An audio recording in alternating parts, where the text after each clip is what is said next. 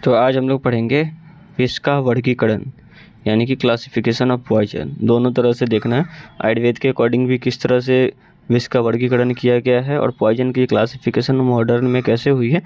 दोनों important question रहता है, हर एग्जाम में काम आता है, तो उस हिसाब से देखेंगे। तो सबसे पहले बात करते हैं विष के वर्गीकरण का।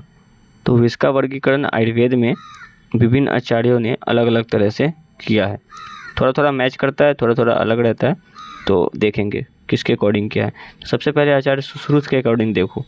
सुश्रुत के अकॉर्डिंग क्या है, सबसे पहले उन्होंने विष को 3 पार्ट में डिवाइड किया है। ठीक है, 3 पार्ट में यानी कि क्या क्या, एक आपका हो गया अस्थावर। अस्थावर का मतलब क्या समझते हैं,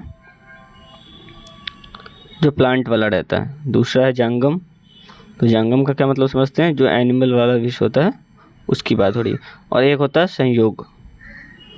ठीक है, संयोगज। संयोगज का मतलब होता है कॉम्बिनेशन से संयोग करके बनाया गया।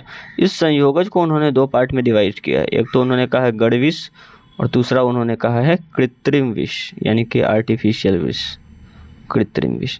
ये जो डिवीजन है, क्लासिफिकेशन है, ये किसका, सुश्रुत जी का है। तो सुश्रुत जी ने सिर्फ गढ़ विष बताया है, उन्होंने क्या नहीं बताया है, दूसरी विष नहीं बताया है। ठीक है, इसी के साथ फिर आचार्य वाग्भट जी का भी देख लेते हैं। तो आचार्य वाग्भट जी ने विष का जो क्लासिफिकेशन किया, उन्होंने डायरेक्टली 3 क्लासिफिकेशन नहीं किया जैसे सुश्रुत जी ने किया, स्थावर, जांगम और संयोगज। वैसे नहीं करके वाग्भट जी ने क्या किया, पहले 2 क्लासिफिकेशन किया, कृत्रिम और अकृत्रिम यानी कि आर्टिफिशियल और जो नेचुरल होता है, पहले उसमें डिवीजन करके तब उन्होंने क्लासिफिकेशन को आगे बढ़ाया, अकृत्रिम और फिर कृत्रिम। ठीक है, जो कृत्रिम विष है उसी को वो गढ़ विष मानते हैं। ब्रैकेट में आप इसके गढ़ विष लिख सकते हैं। ठीक है, फर्दर उन्होंने कृत्रिम विष का कोई क्लासिफिकेशन नहीं किया है। और अकृत्रिम यानी कि नेचुरल विष को उन्होंने 2 पार्ट में डिवाइड किया है, अस्थावर विष और जांगम विष। यानी कि इनका क्लासिफिकेशन सुश्रुत जैसा ही है, बस उनसे उल्टा चलता है। उन्होंने पहले अकृत्रिम और कृत्रिम में डिवाइड करके तब चीज़ों को बताया है, अस्थावर जांगम, और उन्होंने पहले अस्थावर जांगम बता के संयोगज को डिवाइड किया है कृत्रिम और गढ़ विष में। ठीक है, इस तरह से ये 2 क्लासिफिकेशन आपको सबसे इम्पोर्टेंट होता है, जो याद रखना रहता है। इसके अलावा हम लोग देखेंगे थोड़ा सा यहाँ पे मॉडर्न का क्लासिफिकेशन, कि उसका क्लासिफिकेशन कैसा होता है। तो मॉडर्न के अकॉर्डिंग जो क्लासिफिकेशन होता है उसमें हम लोग पॉइजन का क्लासिफिकेशन करेंगे। तो इसका क्लासिफिकेशन अपने आयुर्वेद वाले से थोड़ा सा अलग है। इसको पहले पॉइजन के नेचर के बेसिस पे 3 तरह से डिवाइड कर दिया है। एक हमारे पास होता है कोरोजिव। ठीक है, जो कोरोजन करेंगे वो कोरोजिव है। एक होता है हमारे पास इरिटेंट। ठीक है, जो इरिटेशन कॉज करे हमारे सिस्टम में जाके। और दूसरा है सिस्टमिक। ठीक है, इस तरह की चीज़ें, ये पहले ये 3 डिवीजन आपको पॉइजन का किया गया है। फिर आप कोरोजिव के अंदर ऑलरेडी जानते हैं 2 तरह के ही हमारे पास कोरोजिव हो सकते हैं। एक आपके पास स्ट्रॉन्ग एसिड हो सकता है, ठीक है, और दूसरा आपके पास क्या हो सकता है, स्ट्रॉन्ग बेस यानी कि स्ट्रॉन्ग एल्कलीज आपके पास हो सकती है। तो स्ट्रॉन्ग एल्कलीज, ठीक है, ये 2 आपके कोरोजिव हो गए। इसके अंदर आप चाहें तो इसका फर्दर और डिवीजन कर सकते हैं, या फिर आप चाहें तो 1-2 एग्जांपल लिख सकते हैं। जैसे स्ट्रॉन्ग अल्कलीज के अंदर कौन होगा आपका, sodium hydroxide, potassium hydroxide, ammonia, यही सब होगा। ठीक है, आप लिख सकते हैं NOH, KOH, ठीक है, अमोनिया, ये सब आप लिख सकते हैं। ठीक है, इस तरह की चीज़ें हैं। और स्ट्रॉन्ग एसिड के अंदर भी आपको पहले से पता है, आपका H2SO4 हो सकता है, सल्फ्यूरिक एसिड हो सकता है, HCl हो सकता है ना, हाइड्रोक्लोरिक एसिड, नाइट्रिक एसिड, इन सब को आप लिख सकते हैं। ये सब क्या है, आपके कोरोजिव के अंदर आते हैं। फिर इसी के अंदर फर्दर डिवीजन हम लोग करेंगे कोरोजिव के बाद किसका करेंगे, इरिटेंट का, कि इरिटेंट क्या है उसका डिवीजन देख लेते हैं। तो इरिटेंट का मतलब है आपका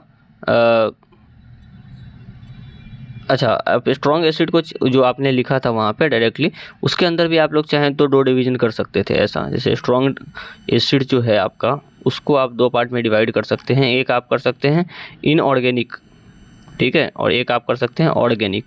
तो जो आपको मैंने बोला sulphuric acid, hydrochloric acid, nitric acid, वहाँ पे वो सब कौन था, इनऑर्गेनिक वाला था। ठीक है ना। और जो ऑर्गेनिक आपके स्ट्रॉन्ग एसिड होते हैं उसमें आपको 2 आते हैं, एक होता है ऑक्जेलिक एसिड, ठीक है, और दूसरा होता है कार्बोलिक एसिड। ठीक है, ये क्लासिफिकेशन आप फर्दर कर सकते हैं। फ्लो चार्ट के फॉर्म में एग्जाम में लिखेंगे, अगर यूजी की बात करें तो आसानी से आपको यहाँ पे मार्क्स मिलता है और चीज़ें ध्यान भी रहती है। और इरिटेंट के अंदर देखते हैं, इरिटेंट के अंदर फर्दर फिर आपको 3 डिवीज़न किया गया है। तो इरिटेंट 3 तरह के बताए गए हैं। सबसे पहले वही ऑर्गेनिक वाला चला जाएगा एक क्लासिफिकेशन आपका, दूसरा आपका चला जाएगा इनऑर्गेनिक, ठीक है, और एक होता है मैकेनिकल, ठीक है, एक होता है मैकेनिकल।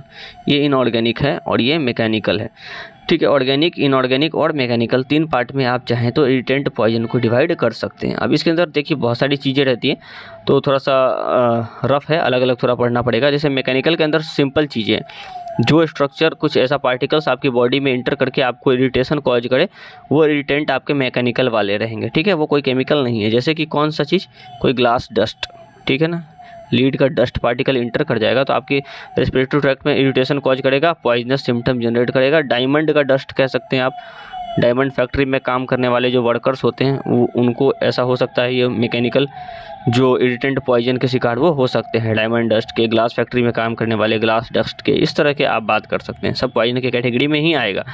ऑर्गेनिक की बात करें तो ऑर्गेनिक का फर्दर 2 डिवीजन आप कर सकते हैं इरिटेंट के अंदर। एक तो मेटेलिक होना चाहिए, ठीक है, और दूसरा आपका होना चाहिए नॉन मेटेलिक, ठीक है। तो मेटेलिक के अंदर कौन हो जाएगा, जितने भी मेटल्स आपके आते हैं, जैसे कि लेड, जैसे कि टीन, ठीक है, जैसे कि Hg यानी कि मरकरी, ठीक है।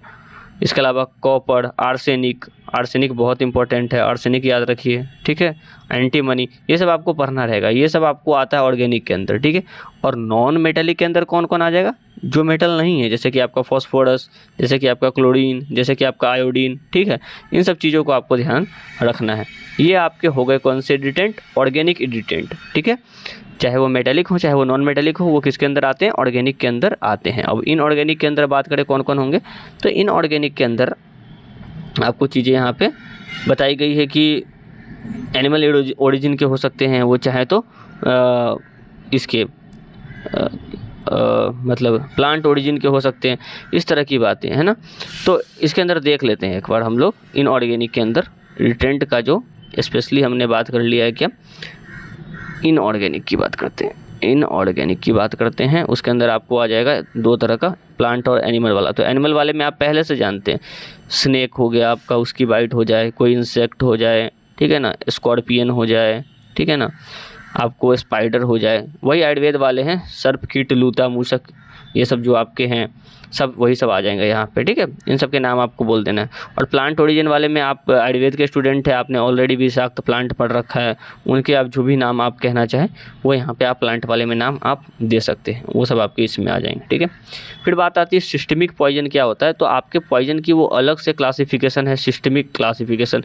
वो क्या है, वो इस अकॉर्डिंग बताया जाता है कि वो पॉइजन जाके किस सिस्टम पे काम करता है, कहाँ प्रॉब्लम क्रिएट करता है, इस बेसिस पे उसकी बात की गई है। तो हम लोग यहाँ पे बात कर लेते हैं सिस्टमिक पॉइजन की, और सिस्टमिक पॉइजन का डिवीजन देख लेते हैं। तो हमारे डिफरेंट सिस्टम पे होता है। सबसे पहले बात करते हैं, तो अगर वो CNS पे करेगा तो आप उसको कह सकते हैं सेरिब्रल, ठीक है, और दूसरा स्पाइनल, ठीक है। तो स्पाइनल पे वर्क करता है अगर वो पॉइजन तो स्पाइनल, सेरिब्रल पे करता है तो सेरिब्रल, हार्ट पे करता है तो कार्डियक, ठीक है। पल्मोनरी, अगर रेस्पिरेटरी पे वर्क करता है तो पल्मोनरी हो जाएगा, ठीक है। और एक होता है पेरिफेरल, है ना। पेरिफेरल मतलब आपको PNS, पेरिफेरल नर्वस सिस्टम की बात यहाँ पे कर रहा है, उनकी बात करता है। तो सेरिब्रल वाले में देख लीजिए आपको क्या क्या हो सकता है। आपने बहुत सारे तो पहले ही पढ़ रखे हैं, आपको एग्जाम्पल याद होगा, धतूरा वगैरह जो डिप्रेसेंट होता है, जो CNS को डिफरेंट करता है, ओपियम कह सकते हैं, अल्कालॉइड्स के अंदर बार्बिट्यूरेट्स वगैरह, वो सब, क्लोरोफॉर्म वगैरह, ये सब कहाँ आता है, सेरिब्रल में आता है, ठीक है। इंपॉर्टेंट है स्पाइनल वाला, बहुत इंपॉर्टेंट है। इसके अंदर नक्स वोमिका, नक्स वोमिका जो होता है उसका नाम आप जानते हैं, कुचला का इंग्लिश नेम है ना। तो कुचला जो है उसका ही है ये नक्स वोमिका, और ये स्पाइनल पॉइजन होता है, समझ रहे हैं। इसके अलावा एक आता है जेल्सिमियम, याद रहे तो ठीक है, नहीं तो कुचला तो याद रहेगा ही, ठीक है। UG के पॉइंट ऑफ व्यू से एक भी नाम याद पड़ जाए तो ठीक है, क्लासिफिकेशन बस हो जाना चाहिए। जेल्सिमियम हो गया। कार्डियक पॉइजन आपको पहले से याद होगा कुछ कुछ, जिसमें से एक है डिजिटैलिस, ठीक है, डिजिटैलिस बहुत इंपॉर्टेंट है, याद होना चाहिए कार्डियक पॉइजन के रूप में। इसके अलावा टोबैको को भी कार्डियक पॉइजन ही माना गया है, ठीक है ना, क्योंकि इसका इफेक्ट वो ये किस बेसिस पे डिवीजन है सिस्टमिक, ये पॉइजन कहाँ वर्क करके पर्सन को अपने पॉइजनस एक्शन शो करता है ना। तो कार्डियक पे काम करता है टोबैको, तो कार्डियक हो गया, हार्ट पे काम करता है तो डिजिटैलिस वगैरह। ये 2 एग्जांपल आप चाहें तो याद रख सकते हैं। और भी एग्जांपल होता है एकोनाइट, एकोनाइट भी इम्पोर्टेंट है, पता होना चाहिए, इंपॉर्टेंट पॉइजन है ये एकोनाइट, ये भी कार्डियक के अंदर आता है। अब बात करते हैं पल्मोनरी के अंदर। पल्मोनरी के अंदर कौन कौन आएगा, तो पल्मोनरी के अंदर आने वाले पॉइजन्स के नाम आप ऑलरेडी बहुत सारे जानते हैं, जैसे कि वो मोस्टली क्या होंगे, गैसियस होंगे। सल्फर डाइऑक्साइड, ठीक है, सल्फर डाइऑक्साइड होगा, ठीक है। उसके अलावा क्या होगा, कार्बन मोनोऑक्साइड होगा, है ना, कार्बन मोनोऑक्साइड हो सकता है, हाइड्रोजन सल्फाइड हो सकता है, कार्बन डाइऑक्साइड हो सकता है। ये सब क्या हो सकते हैं, आपके पल्मोनरी पॉइजन के रूप में हो सकते हैं। लंग्स पे तो गैसियस चीज़ें ही पॉइजनस इफेक्ट शो करेंगी। पेरिफेरल के अंदर बात करें अगर हम लोग, पीएनएस के अंदर जो इफेक्ट डालते हैं उसमें आपको 2 नाम आते हैं, वो आपको हम नोट करवा देते हैं, वो आपको याद कर लेनी है कि पेरिफेरल वाले में, पेरिफेरल नर्वस सिस्टम के अंदर जो आते हैं 2 आते हैं। एक होता है कोनियम, कोनियम नाम याद रखना है आपको, एक है क्यूरेर, ठीक है, ये 2 नाम याद रखना है, ठीक है। इसके अलावा आपको जो सेरेब्रल बोला गया था उसके अंदर आप अल्कोहल भी लिख सकते हैं, ईथर भी लिख सकते हैं, बारबिटूरेट बताया ही था, ओपीएम बताया ही था, है ना। इस तरह की चीज़ें आप वहाँ पे सारा नहीं भी लिखेंगे, तो भांग वगैरह ये सब जितना भी है, बेलाडोना, ये सब सारे आपके सेरेब्रल वाले में चले जाएंगे, है ना। डिप्रेसेंट वाले आपके जितने हैं जो सीएनएस को डिप्रेस करते हैं वो चले जाएंगे आपके सेरेब्रल वाले में। इस तरह से ये क्लासिफिकेशन समाप्त हो जाता है, क्लासिफिकेशन ऑफ पॉइजन का, ठीक है ना। इसके अलावा एक तरह की क्लासिफिकेशन और की जाती है जिसमें उनके यूज के बेसिस पे क्लासिफिकेशन किया जाता है, वो आपको हो सकेगा तो नेक्स्ट वीडियो में या फिर किसी और वीडियो में ऐड करके बता दिया जाएगा। इतना क्लासिफिकेशन आपको मॉडर्न और आयुर्वेद के अकॉर्डिंग इंपॉर्टेंट है, ये आपको पता होना ही चाहिए अगतंत्र के अंदर। अगतंत्र पार्ट ए में इंपॉर्टेंट होता है।